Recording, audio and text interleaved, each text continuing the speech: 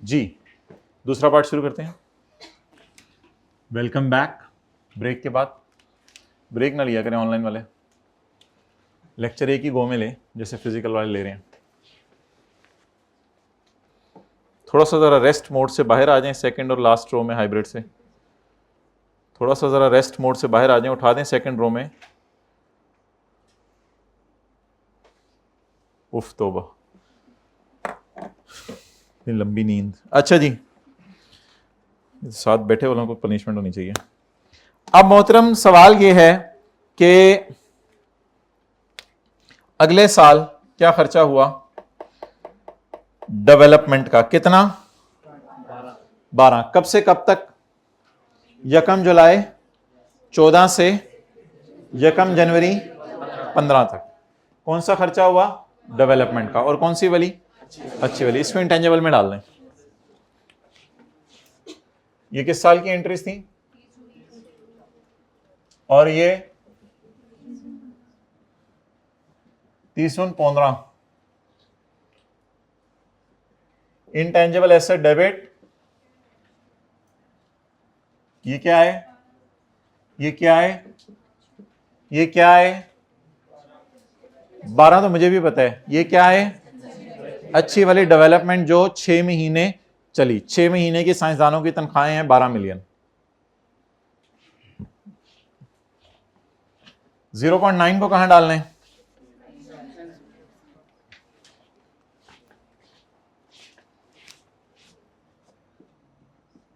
Training expense debit 0.9, 0.9।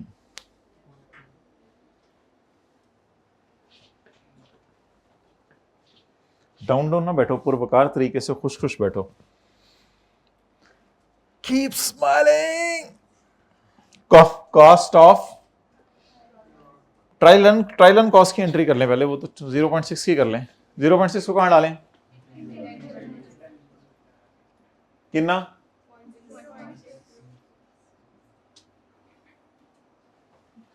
Now what we are supposed to do? अब हम depreciation डालेंगे। किसकी? Lab equipment. अच्छा, वैसे लैब इक्विपमेंट पिछले साल तो मिड ऑफ ईयर में खरीदा था। इस साल लैब इक्विपमेंट अपनी जात के एतबार से कितने महीने वैल्यू लूज करेगा? 12 महीने। ये जरा इंपॉर्टेंट है। अब लैब इक्विपमेंट कितनी वैल्यू लूज करेगा? पूरे 12 महीने की वैल्यू लूज करेगा। तो पहले तो अक्यूमुलेटेड डेप्रिसिएशन अकाउंट खोलें और अक्यूमुलेटेड डेप्रिसिएशन अकाउंट खोल के उसकी पूरी डेप्रिसिएशन रिकॉर्ड करें, वो कैलकुलेट करें। कैलकुलेट करके फिर डेबिट क्या करना है वो अलग बहस है। पहले क्रेडिट करें। क्रेडिट का मतलब है कम करें। पहले जो हमारा एसेट है लैब इक्विपमेंट, उसकी वैल्यू कम कर दें, लेकिन वो फुल 12 महीने करना है, उसमें किसी चक्कर में नहीं पड़ना। उसका सिंपल तरीका कि 4 को पकड़ें, 4 को दोबारा एसेट में नहीं डालना, वो पीपी में पिछले साल जा चुका है। बस 4 को पकड़ें, 4 को पकड़ के इस वाले 5 से डिवाइड कर दें। एक पहले इजी मार्क्स लें। अक्यूमुलेटेड डेप्रिसिएशन लैब इक्विपमेंट जी 4 डिवाइडेड बाय, ये कितने अरसे की डेप्रिसिएशन आ जाएगी? 1 साल की। कितनी? 0. तो ऐसी सूरत में ना पहले हमेशा मेरा मशवरा है अक्यूमुलेटेड डेप्रिसिएशन निकालिएगा, ताकि अक्यूमुलेटेड डेप्रिसिएशन सही निकले, अक्यूमुलेटेड डेप्रिसिएशन में कोई गलती ना हो आपकी। ये अक्यूमुलेटेड डेप्रिसिएशन निकल आई। अब क्या करना है? थोड़ी सी को इंटेंजिबल एसेट में डाल दें और थोड़ी सी को P&L में डाल दें। वो जो एंट्री आपको कराई थी 2-3 अभी रिवीजन के लिए इस सवाल के शुरू होने से पहले, आप बताएं कि थोड़ी देर पहले हमने क्या सीखा था? रिसर्च फेज की डेप्रिसिएशन कहां जानी है? P&L में। बुरी वाली डेवलपमेंट फेज की P&L में। अच्छी वाली डेवलपमेंट फेज की कैपिटलाइज होनी है। अब अच्छी वाली डेवलपमेंट फेज कब से कब तक चली? 1 जुलाई 14 से 1 जनवरी 15। तो इसको 6/12 करके इधर ले जाएं और 6/12 को P&L में डाल दें, क्योंकि तब फैक्ट्री में वो जा चुका है और लैब बंद पड़ी है। 0.8 इंटू पहले 6 महीने, 0.8 इंटू आखिरी 6 महीने, 0.4।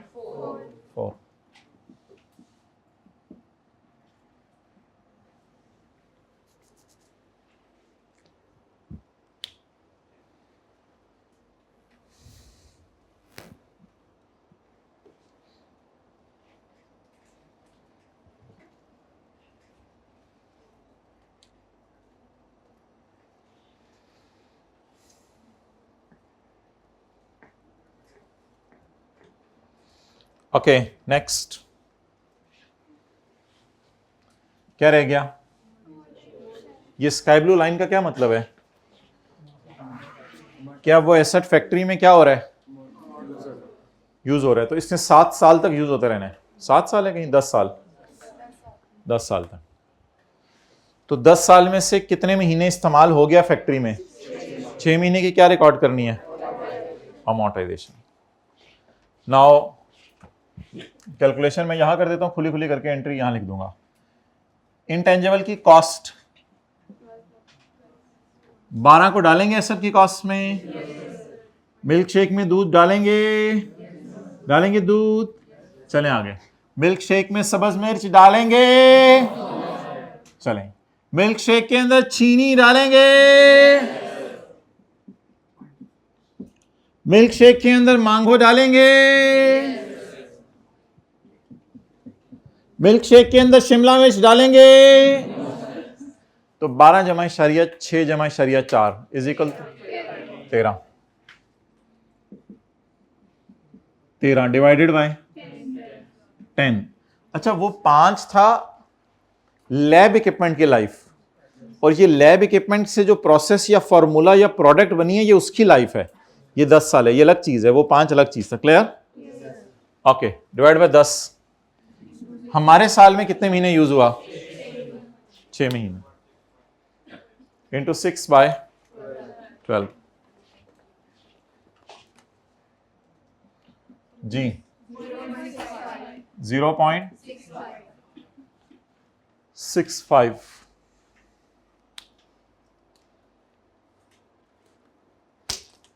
चलें जी।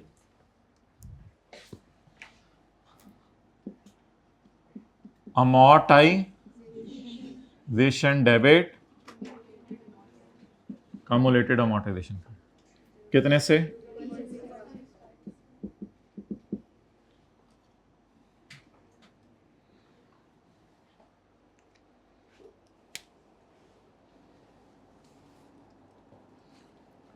तू इधर उधर की ना बात कर, तू बता तेरा कल का दिन कैसा गुजरा?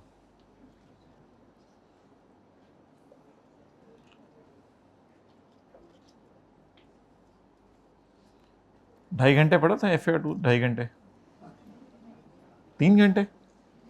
सॉरी मुझे आपका लेवल नहीं पता। 3 घंटे पढ़ा?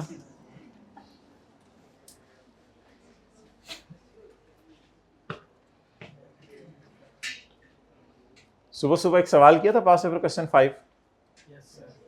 मैं आपको लिख के दे सकता हूँ, क्लास के बाद आके मेरे पास लिखवा लीजिएगा। जुमे के बाद ना मस्जिद के बाहर खड़े हो जाइएगा, तो वहाँ मैं आपको लिख के दे दूंगा कि क्वेश्चन 5 आप लोगों ने घर जाके लिख के नहीं करना दोबारा। आप लोग नहीं करेंगे दोबारा, आप कहेंगे एक दफ़ा क्लास में लिख लिया था वो काफ़ी है। इनको तो समझ नहीं आ रहा, इनको समझाना पड़े।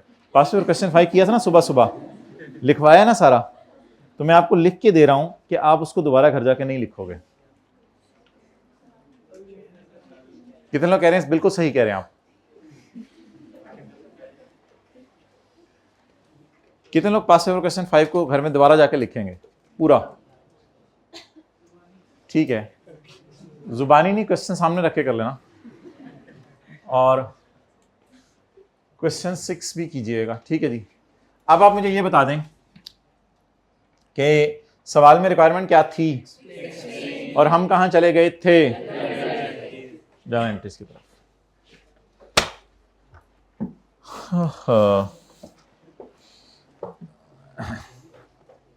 नंबर वैसे शहजादे ने कम रखे हुए हैं।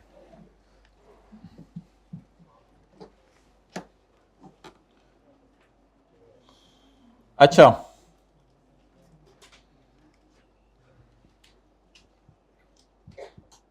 आइएगा मेरे साथ साथ चलिएगा, ऐसे जैसे हाथ पकड़ के चलाया जा रहा हो इस तरह चलिएगा। In this respect the following expenses were incurred and debited to CWIP.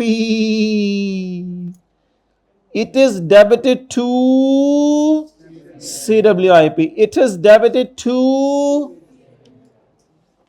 So this is the wrong entry. Original entry मैंने आपको व्हाइट बोर्ड पे कर दी है, उसने रॉन्ग एंट्री की है। उसने सारे खर्चे को कहे आन दो, CWIP में फेंक दिया। फिर अगले साल सारा खर्चा हुआ, आन दो, CWIP में फेंक दिया। कितना अच्छा अकाउंटेंट है, ये सोचा ही नहीं। चलो पिछले साल तो काम CWIP था, फिर भी समझ आता है, पिछले साल काम CWIP था, इस साल तो काम CWIP भी नहीं था, लेकिन पिछले साल भी इसको CWIP में नहीं डालना चाहिए था, क्योंकि पिछले साल तो कुछ कैपिटलाइज ही, क्योंकि कौन सी फेज चल रही थी। तो शहजादे ने क्या किया, शहजादे ने क्या शहजादा पुणा मारा। पिछले साल तो चली रिसर्च फेज रही थी, उसे भी जान दो CWIP में, और इस साल तो डेवलपमेंट मुकम्मल भी हो गई है, फिर भी कह रहे हैं CWIP वर्क इन प्रोग्रेस। हालांकि फैक्ट्री में चीजें बनना शुरू हो गई हैं, कहते हैं अभी तक मेरा इंटेंजिबल ही बन रहा है, ये तेरा इंटेंजिबल होगा, ये सवाल का नहीं है। वापस आ जाएं, अब नया सफ़ा खोलें, हाथ फेरें उस पर और लिखना शुरू करें। हाथ फेरा करें एक दफ़ा,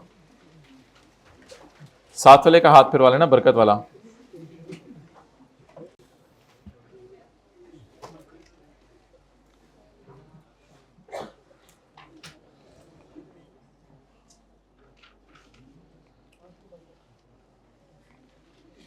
अच्छा जी, अब मोहतरम लिखना शुरू करें।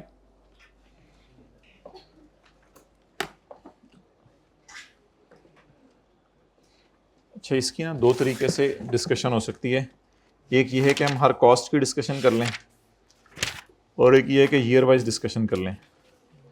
तो मैं अब आपको जो है वो करवाता हूँ, दोनों एतबार से हो सकता है, कोई इतना मसले वाली बात नहीं। लेकिन सवाल की रिक्वायरमेंट पढ़ के एक चीज़ देखें, सवाल की रिक्वायरमेंट पढ़ के एक चीज़ बताएं ज़रा गौर से। डिस्कशन उसने किस साल की मांगी है? सिर्फ 30 जून 15 की। तो डज इट मेक सेंस कि हम जो है वो ईयर वाइज डिस्कशन करें, कि 30 जून 14 की ये डिस्कशन है और 30 जून 15 की ये डिस्कशन है। अच्छा, लेकिन 15 में खड़े होकर 14 की डिस्कशन हम फिर भी करेंगे, क्यों? IS 8 पढ़ा है आपने? IS 8 का नाम क्या था? काउंटिंग पॉलिसीज,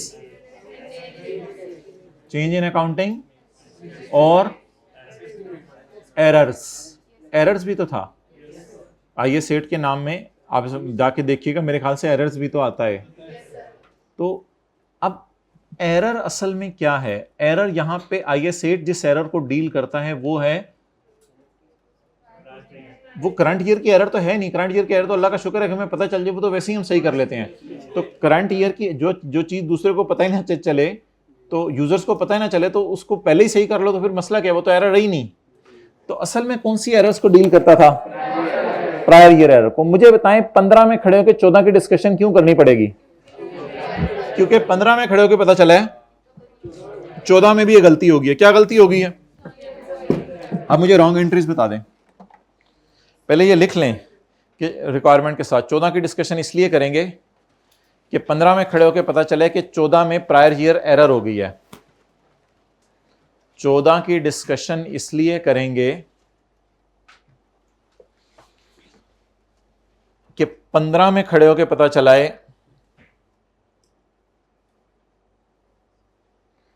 कि 14 में एरर हो गई है।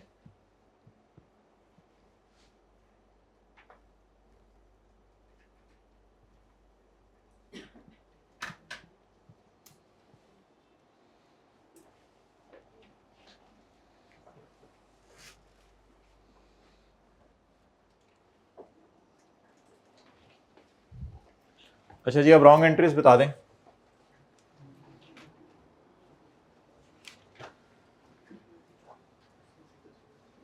23/14 में क्या एंट्री हुई?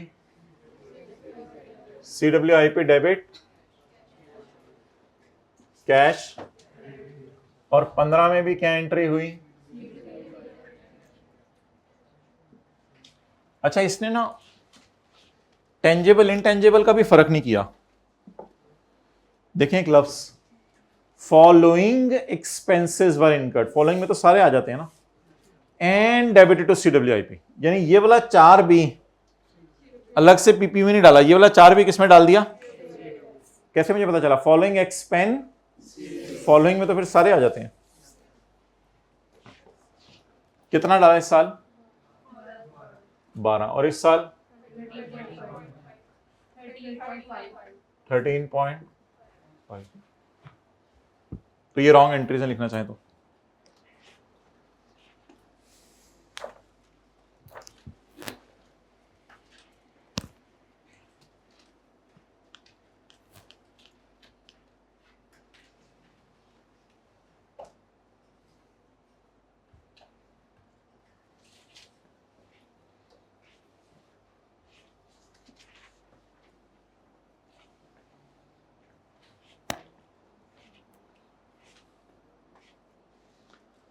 अच्छा जी, अब आपकी मर्जी है कि पहले 15 की डिस्कशन कर लें और एंड पे फिर वो जो गलती पिछले साल हुई है उसकी डिस्कशन कर लें, या पहले पिछले साल की गलती की डिस्कशन कर लें और उसके बाद 15 की डिस्कशन कर लें, क्योंकि करनी तो दोनों सालों की डिस्कशन है।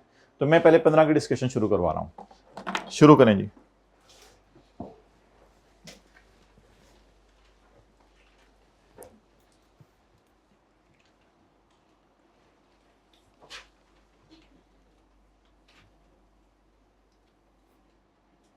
इन 2015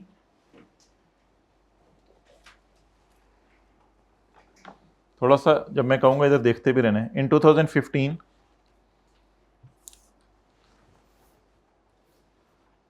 the development phase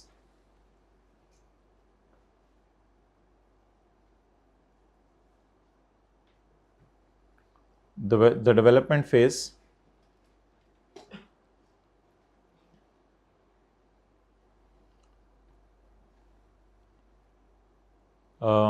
was completed, बोलें कब? In 2015 the development phase was completed on 1st January 2015 and it met the recording, लिखा हुआ है, and it met the recording criteria.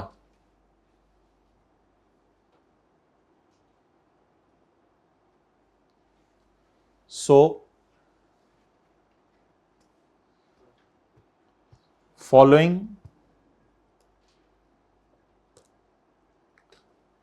amounts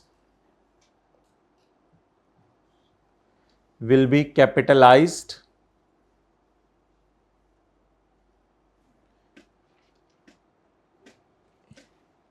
in the cost of,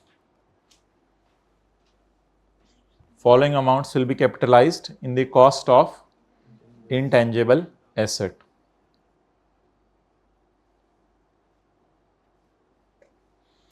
अब ना इस तरह डब्बा बनाना है, यानी उधर वो एक लफ्ज लिखना है, इधर आगे फिगर लिखनी है। लिखें डेवलपमेंट फेज कॉस्ट 12,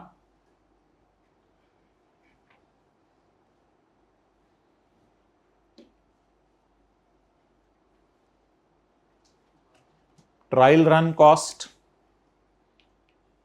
जो कैपिटलाइज करना है वो सिर्फ बता रहा हूं अभी, ट्रायल रन कॉस्ट ₹0.6। और क्या करूं? अब ये 2 लाइनें बच गई, इनमें से कोई चीज उठानी हो, ट्रेनिंग तो नहीं उठानी, इन दोनों में से कोई चीज उठानी हो, टेंजेबल जो यूज हुआ है इनटेंजेबल बनेगा।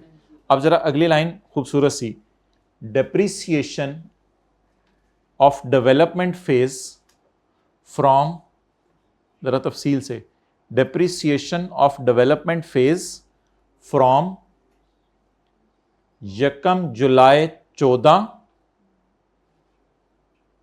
To 1 January 15। अच्छा, इसमें आप कैलकुलेशन करें, अब वो एंट्रीज तो हमने नहीं करनी पेपर में, इसमें कैलकुलेशन करें। 4 डिवाइडेड बाय 5 मल्टीप्लाइड बाय 6/12 जी 0.4।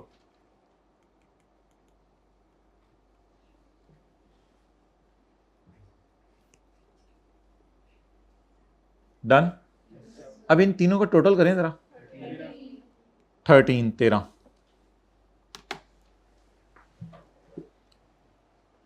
ये 13 आ गया आपका। ओहो, ये इधर से मिटा दिया था मैंने। 0.4 प्लस 0.6 प्लस 12, ये 13 आ गया। अच्छा,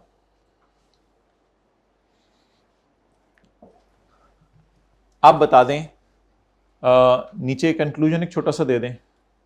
intangible should initially be measured at cost of 13 million. Intangible should initially be measured, initial measurement किस पे होनी है? कॉस्ट पे। Should initially be measured at cost of ₹13 million. अच्छा, आपको फिक्रा लिखवा दें इसके बारे में। Training expense of ₹0 should be charge to profit and loss. अच्छा, ये फिक्रा अब ऐड कर लें, पिछले सवाल में मैंने लिखवाया नहीं, पास पेपर क्वेश्चन 5 में। इस फिक्रे को थोड़ा बेहतर कर लें बेशक। Training cost of ₹0.9 million should be charge to P&L in the period it is incurred. अगर ये फिक्रा हो जाएगा तो अच्छा हो जाएगा। Training cost of ₹0.9 million will be charge to P&L in the period it is incurred।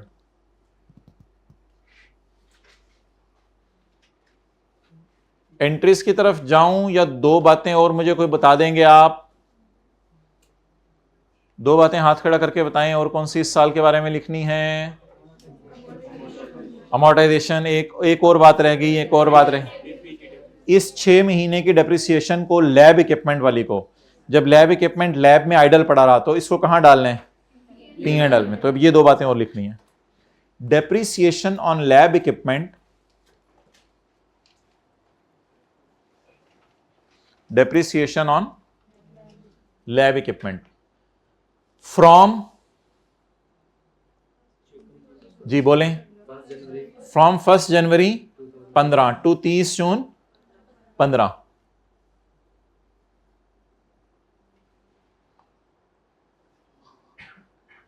आगे लिख लें date is after development phase. After development phase है ना, या ड्यूरिंग डेवलपमेंट फेज है? Date is after development phase should be charged to P&L amounting to rupees। अब ये वाली डेफिनेशन बताएं कैसे निकलेगी? 4 लिखें, आगे निकाल के दिखाएं एग्जामिनर को। 4 डिवाइडेड बाय 5 इंटू 6/12 कितनी आ गई? 0.4। और क्या रह गया? सबसे मेन चीज रह गई हमारे इंटेंजिबल की, वो जो 13 की कॉस्ट निकाली हुई है उसकी अमोर्टाइजेशन की डिस्कशन। अभी पास पेपर क्वेश्चन 5 में हमने बार बार अमोर्टाइजेशन की डिस्कशन की थी। पास पेपर क्वेश्चन 5 जैसे इसको फील कीजिएगा, उसमें भी इनिशियल मेजरमेंट की बात होती थी, उसमें भी अमोर्टाइजेशन के एंड पे बात होती थी। एंड पे अमोर्टाइजेशन की बात कर लें। इस सवाल में से नया कॉन्सेप्ट मुझे ये डेप्रिसिएशन वाला लगा है। ये देखें, ये 4 ना होता ना, इधर देखें सारे ऊपर, अगर ये 4 ना होता तो ये सवाल फारग था। ये रिसर्च है, ये डेवलपमेंट है, ये एक्सपेंस है, ये कैपिटल है, तो सारी गेम इस 4 ने डाली है। ये वजह से थोड़ा सा लेंथी होगी डिस्कशन। इस 4 को अगर इग्नोर करके देखें तो ये पास पेपर क्वेश्चन 5 से भी फारग सवाल है, आसान सा। अच्छा, आखिरी बात इस साल के बारे में, आखिरी बात, as the intangible has a finite life. Finite life का लफ्ज लिखा करें, तीसरी दफा आज लिखवा रहा हूं। As the intangible has a finite life of 10 years। So it will be amortized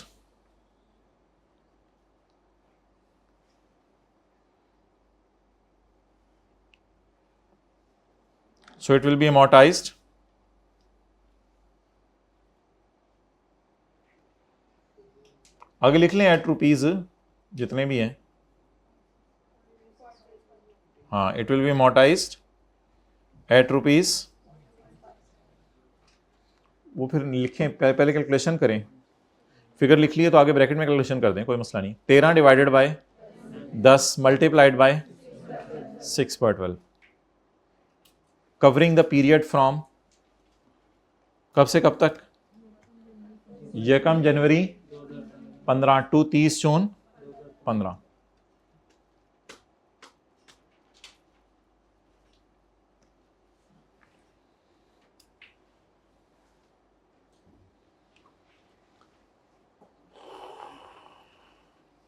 अब किसकी डिस्कशन कर लें?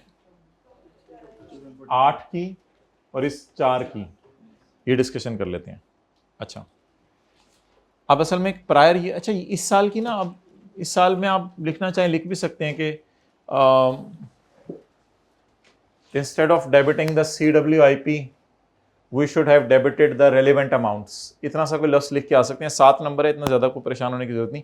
लेकिन इस साल भी लिख सकते हैं कि instead of debiting the CWIP the relevant accounts should have been debited.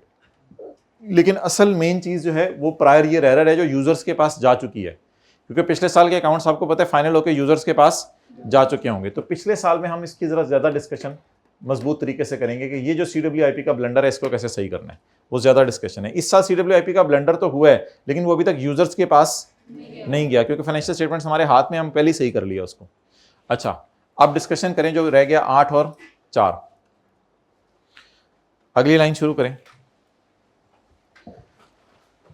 The expenditure of rupees 8 million incurred in previous year on research phase. The expenditure of rupees 8 million incurred in previous year on research phase. बोलें आगे। Should be charged to P&L.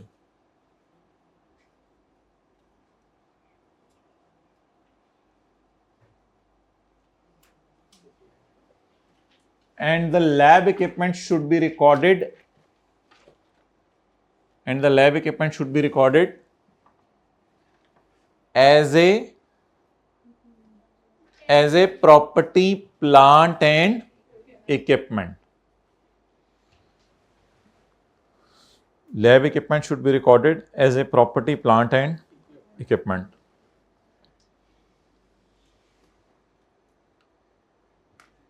At ₹4 million में लिख सकते हैं, लिखना तो अच्छा। And the depreciation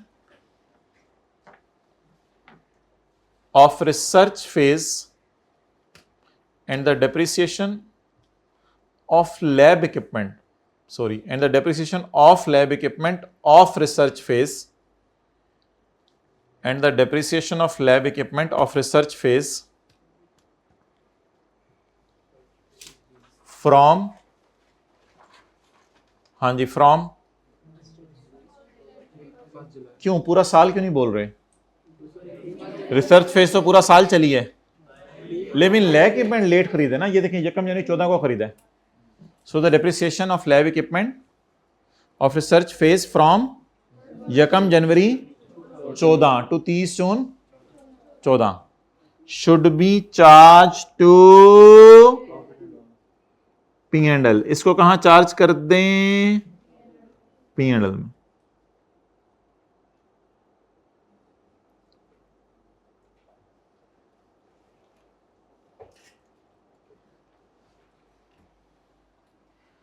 अच्छा जी, नेक्स्ट। अब वो डिस्कशन आइए सेट वाली थोड़ी सी कर दें, शायद 7 में से एक या आधा नंबर उसने उसके लिए रखा होगा।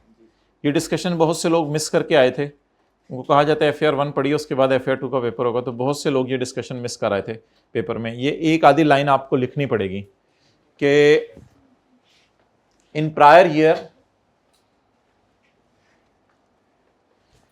Instead of debiting the CWIP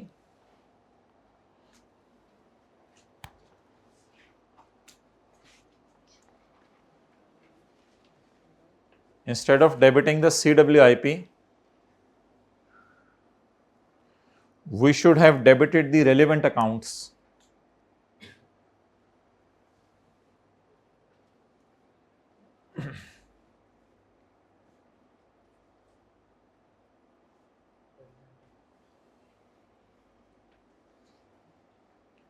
अच्छा, अब जो यूजर्स के पास फाइनेंशियल स्टेटमेंट्स गई होंगी उनमें जो पिछले साल CWIP नजर आ रहा होगा ना उनको बैलेंस शीट में, कितने में नजर आ रहा होगा? 12 पे, हालांकि वो CWIP तो था ही नहीं। अच्छा, इस साल जो फाइनेंशियल स्टेटमेंट्स अब हम भेजें यूजर्स को, जिसमें पिछले साल का कंपैरिजन भी डालते हैं, समझ रहे हैं बात? इस साल जो फाइनेंशियल जिसमें पिछले साल का कंपैरिजन जो डालते हैं उसे कैसे भेजें? रीस्टेट करके। कितने लोगों ने रीस्टेट का लफ्ज बोला, जरा हाथ खड़ा करें। उसे क्या करें? सो while preparing financial statements of 15, so while preparing the financial statements of 15,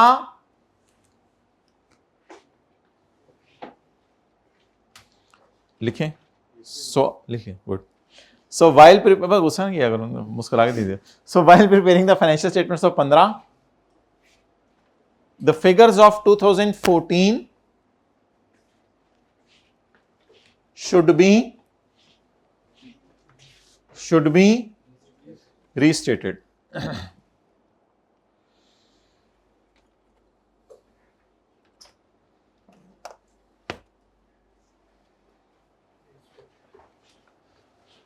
अच्छा, रीस्टेट करने में चलो हम पीपी रिकॉर्ड कर देंगे, पहले पीपी नजर नहीं आ रहा होगा, पीपी नजर आने लग जाएगा, लेकिन एक्सपेंसेस का क्या करेंगे? नहीं, P&L में नहीं लेके जा सकते इस साल के।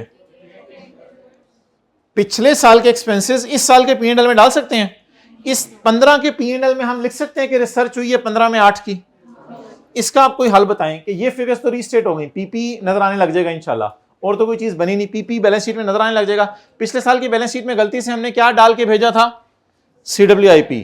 अब जब हम 15 के अकाउंट्स बना रहे होंगे उसमें 14 की जब फिगर रीस्टेट करेंगे तो CWIP सिरे से उड़ जाएगा और उसकी जगह क्या नजर आएगा? पीपी के अंदर 4 - 0.4, ये बैलेंस शीट में नजर आएगा। लेकिन एक्सपेंसेस का क्या करेंगे? डेप्रिसिएशन और रिसर्च कैसे नजर आएगी?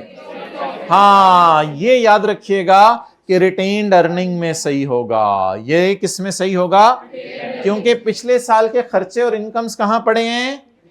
पिछले साल की रिटेन्ड अर्निंग में, और वो पिछले साल की क्लोजिंग रिटेन्ड अर्निंग हमारे साल की ओपनिंग रिटेन्ड अर्निंग होगी। तो लिखें, and incomes and expenses, incomes तो इस सवाल में है कोई नहीं, वैसे एक्सपेंसेस लिख लें। And expenses should be adjusted in, and expenses should be adjusted in P&L या रिटेन्ड अर्निंग्स?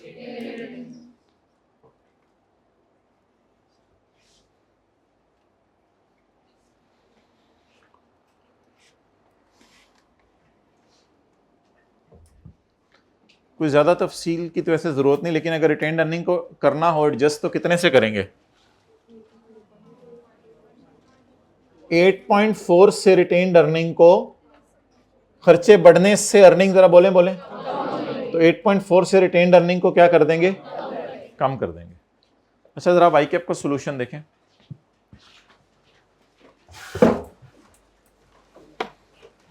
पंद्रह की डिस्कशन मांगी थी, 14 की क्यों की? प्रायर ईयर एरर है सवाल में।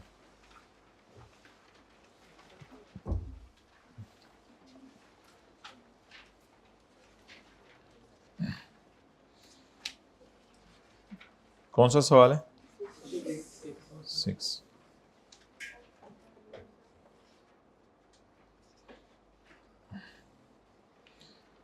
Since the new product met all criteria for development of product of an, so it should be recognized at 13 million as detailed under. हमने यही तीनों लाइनें लिखी हैं लेकिन डब्बा बना के। Cost of 12 million incurred during the, date is यकम जुलाई 14 टू, याद है या दिखाऊं डायग्राम? याद है, वो जो ग्रीन लाइन बनाई थी। And depreciation of 0.4 million on for the development phase of, and cost of trial run. इन तीनों को जमा करके जवाब, लेकिन हमने डब्बे में बना के ऐसे आप लोगों ने कैलकुलेट किया था, यहाँ 13 निकाला होगा, और फिर नीचे लिखा था it should initially be measured at cost. Amortization of, उसने पहले हेडिंग दी है development cost recorded as intangible, यानी ये बात होगी इनिशियल मेजरमेंट की, और ये सब्सिक्वेंटली ईयर एंड पे जो amortise, since the product has a shelf life of, the amortisation expense amounting to ₹0., should be charged to P&L for the period of that is 1 January to 30 जून 15। अच्छा जी, अच्छा अब इसने वो जो है ना ट्रेनिंग वाली बात और डेप्रिसिएशन वाली बात, वो थोड़ा सा इधर टेंटिव रही हैं आंखें क्यों, ये ट्रेनिंग और डेप्रिसिएशन वाली बात इसने थोड़ा नीचे कर दी है। हमने वो बात साथ ही कर दी थी ना उसी साल में, cost of training of staff is also not allowed for and should be charge to for the year ended, तो ये वाली बात हमने ऊपर ही कर दी थी। और depreciation of 0.4 million of lab equipment, कौन कौन सी, from the commencement of that is 1 January 15 to should be charged to for the year ended। ये दोनों बातें हमने कहाँ की थी, ऊपर कर दी थी। अब रह गया पिछले साल वाली डिस्कशन, अब रह गई पिछले साल वाली डिस्कशन और इस साल की लैब इक्विपमेंट की अगर कोई discussion, lab equipment cost should be capitalized as, इसकी जगह हमने पीपी का लफ्ज लिखा है अभी, as it is having a useful life of, बस ये शायद लफ्ज हमने नहीं लिखा, and is to be depreciated over useful life of, ये भी शायद हमने लफ्ज नहीं लिखा, बस हमने ये लिखा था कि lab equipment should be capitalized. अच्छा, IAS 38 does not allow the capitalization of cost relating to research work को कैपिटलाइज नहीं करते बल्कि कहां डालते हैं, therefore these cost should be charge to in the period in which they are incurred. वो cost कितनी थी, 8, however research cost of 8 and depreciation for research phase, depreciation for research cost और इसकी 6 महीने की, असूली तौर पे लैब इक्विपमेंट यहां खरीदते थे तो ये डेप्रिसिएशन भी 12 महीने की होती, तो this depreciation should be charge to P&L। और ये कहां, ये किस साल से रिलेट करिए, therefore comparative figures for the should be and retained earnings should be adjusted for, और रिटेन्ड अर्निंग के अंदर इसकी एडजस्टमेंट हो जाए। क्लियर? अब होमवर्क में कौन सा सवाल करके आएंगे, ये यही दोनों काफी हैं। कितने लोग पांचवा और छठा जो है वो पूरा लिख के करके आएंगे, और कितने लोग पांचवें और छठे की जनरल एंट्रीज करेंगे, हालांकि मांगी नहीं, पांचवें की भी करेंगे। ऐसे हंसते क्यों हैं, इट्स अजीब सी बात लगती है, ऐसे लगता है जैसे दूसरा यार सिंपल बताओ, बस एंट्री बताओ इसकी, खत्म करो बात, इसकी एंट्री कर देंगे, कर दीजिएगा घर में। क्या करेंगे, research expense debit, intangible debit, training expense debit, intangible debit और कैश। अब आप एंट्री सर में एंट्री, और उसके बाद अमोर्टाइजेशन डेबिट, आखिरी में क्या एंट्री होगी, आखिरी में 0.4 में, फिगर याद है आपको, 7 मिलियन 3 मिलियन, जल्दी जल्दी एंट्री बताएं बस। नहीं 7 रुपए की कोई एंट्री नहीं होगी, वो तो पिछले साल की है, बस 3 रुपए की एंट्री होगी। क्या, इंटेंजिबल डेबिट। ले जाएं साथ वाले को जुमा पढ़ने, कहाँ लेके जाएंगे?